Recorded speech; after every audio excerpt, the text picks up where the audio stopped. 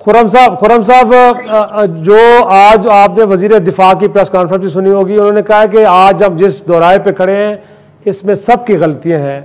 और अगर देखा जाए DGSPR की प्रेस कॉन्फ्रेंस में वो आपसे कह रहे हैं कि इदारे से माफ़ी ना मांगे, कौम से माफ़ी मांग लें। और जब सब ये एतराफ़ भी कर रहे हैं कि हमसे गलतियाँ हुई हैं और तहरीक इंसाफ इससे मुबर्रा नहीं है, तो कौम से माफ़ी मांगने के लिए कहा जा रहा है। सर, किसी इदारे से तो नहीं कहा जा रहा ना, तो कुछ बड़ा दिल दिखाए ताकि चीज़ हो, चीज़ें आगे बढ़े। माफ़ी एक दफ़ा नहीं 100 दफ़ा मांग लेंगे, लेकिन तहकीकात तो करने पहले कि जिम्मेदार कौन है। जुडिशियल कमीशन बना लेना।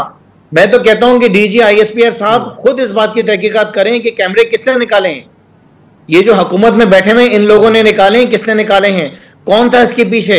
हम जो बार बार फॉल्स फ्लैग कह रहे हैं, हमको इदारों को थोड़ी कह रहे हैं, इसके पीछे कोई तो होगा कि जिसने ये सारा ड्रामा खेला है। वो हम तो कह रहे हैं 2014 के धरने की तहकीकात भी होनी चाहिए सर, वो तो कह रहे हैं कि उसकी भी करें। सर जी जनाब, हम किसी हाल में ऐसे लोगों को एक्सेप्ट नहीं करते पार्टी में जो इंतशार करें। हमें कैसे आप इंतशारी करें। पाकिस्तान तहरीक इंसाफ के तो बहुत बड़े बड़े जलसे हुए, कभी एक जो है पत्थर नहीं कहीं पे लगा, कहीं गमला नहीं टूटा, कोई शीशा नहीं टूटा।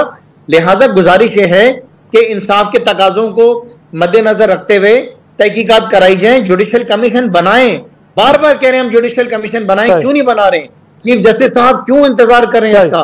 बनाएं जुडिशियल कमीशन, करें तहकीकात, दें सजाएं उन लोगों को। हम तो खुद शहीदों के घरों में से हैं, हम क्यों इसके खिलाफ जाएंगे।